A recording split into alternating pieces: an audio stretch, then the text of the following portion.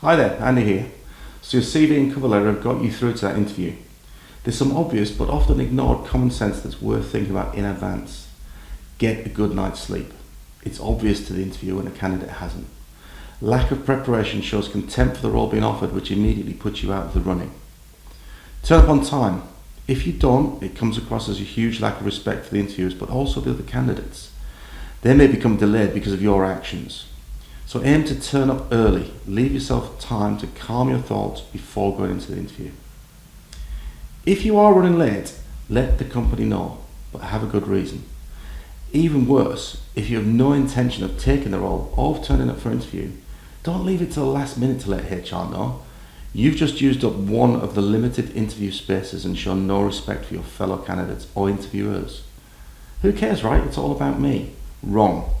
It's a small world, and your name has now just achieved unwanted status in the industry of your choice.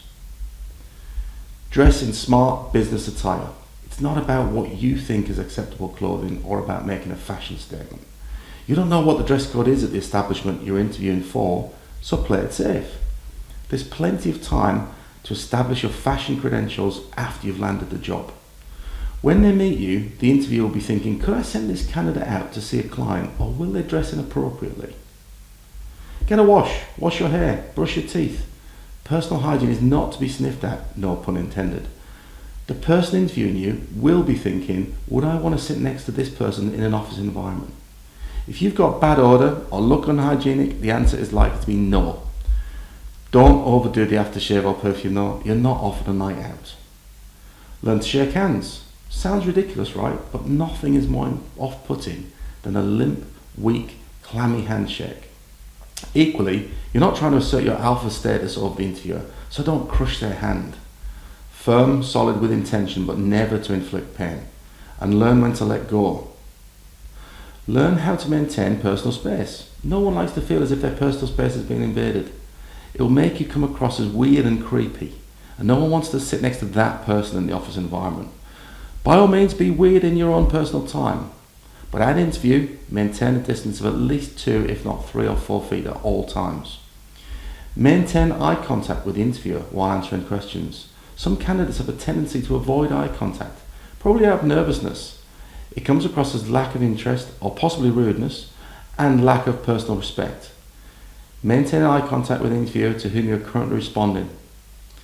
It'll portray confidence in yourself and your ability, even if you aren't really feeling it.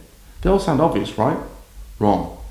If you do those tips, you're more likely to move yourself to the top 2/3 of candidates.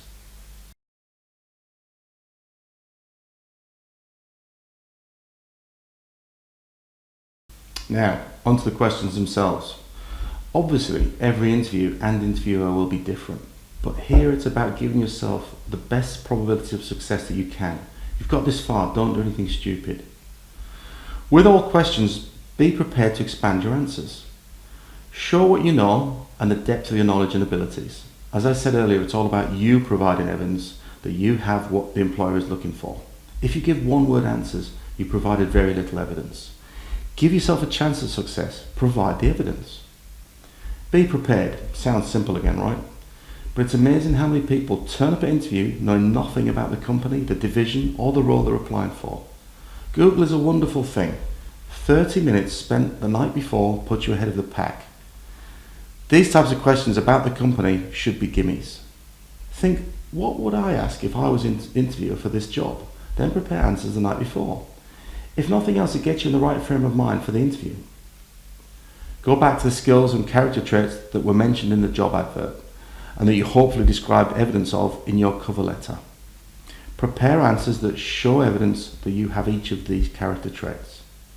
Evidence can come from academic, sporting, extracurricular or professional examples, but try to have as large a variety of sources as possible.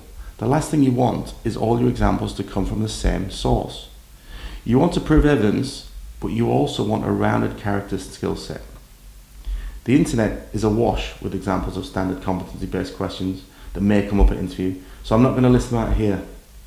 Prepare by writing answers to each of them. Again, it's the evidence that you're looking for, not just saying, I have skill X. Use something you've done as evidence to prove it.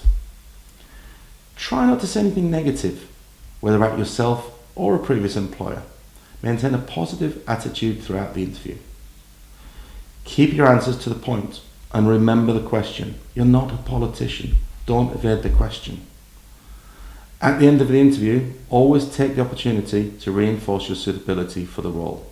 This should be a brief and to the point prepared speech, if you like, encompassing the skill set requested in the job advert and your evidence of it, as you demonstrated in the cover letter. Prepare at least 2 or 3 questions you would like answered by the potential employer.